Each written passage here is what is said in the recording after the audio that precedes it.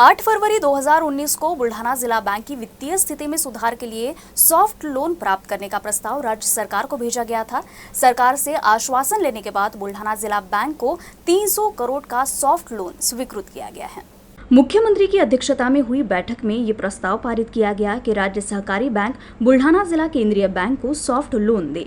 11 मार्च 2024 को ही कैबिनेट बैठक में निर्णय के अनुसार बुल्ढाना जिला बैंक की वित्तीय स्थिति को ध्यान में रखते हुए बैंक की पिछली प्रगति की समीक्षा करते हुए सरकार ने 300 करोड़ रुपए के सॉफ्ट लोन को मंजूरी दी है। सरकारी गारंटी पर बुल्ढाना जिला बैंक सॉफ्ट लोन पाने वाला राज्य का पहला बैंक है।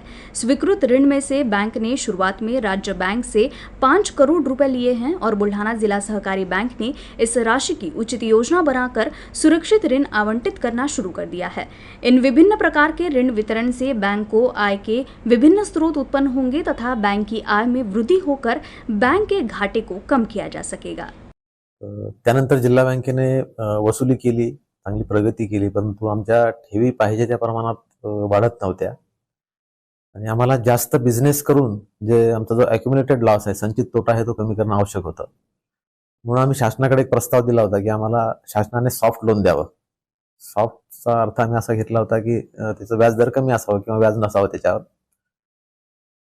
तर शासनाने त्यावेळेस कोरोनाची परिस्थिती असल्यामुळे ते लोन राज्य बँकेने द्यावं आणि शासनाने त्याची गॅरंटी घ्यावी, अशा प्रकारचा प्रस्ताव नंतर तयार झाला। तो त्याच्यावर पुढे प्रक्रिया होऊन शासनाने त्याची हमी घेतली, थकमी घेतली आणि राज्य बँकेने आम्हाला 300 कोटीचा लोन मंजूर केलेला आहे। या लोनमुळे आमचा जो व्यवसाय आहे तो मोठ्या प्रमाणात वाढून आमचं जे मुख्य टार्गेट आहे की संचित तोटा कमी करणं, तो संचित तोटा कमी होईल।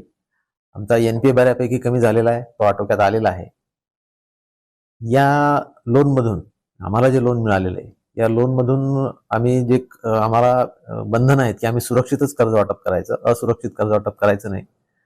त्याच्याप्रमाणे आम्ही सरकारला प्रपोजल देताना जे सांगितलं होतं की सरकारी कर्मचाऱ्यांना, जिल्हा परिषद कर्मचाऱ्यांना किंवा खाजगी शाळेतल्या कर्मचाऱ्यांना लोन द्यायचंय। ते आमचं एक पॉप्युलर प्रॉडक्ट आहे।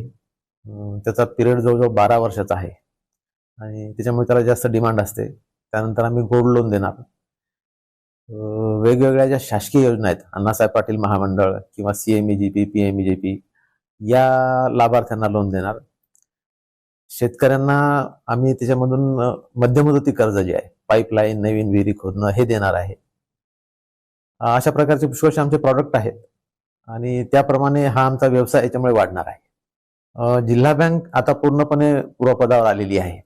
पूर्वी लोकांना अशी शंका असायची की जिल्हा बँकेत पैसे ठेवल्यानंतर ते परत मिळतील की नाही, परंतु मी नक्की सांगू शकेल की लायसन्स मिळाल्यापासून आमच्याकडे एकही तक्रार नाही की कुठला तरी खातेदार आमच्याकडे आला आणि त्याचे पैसे परत मिळालेले नाहीत।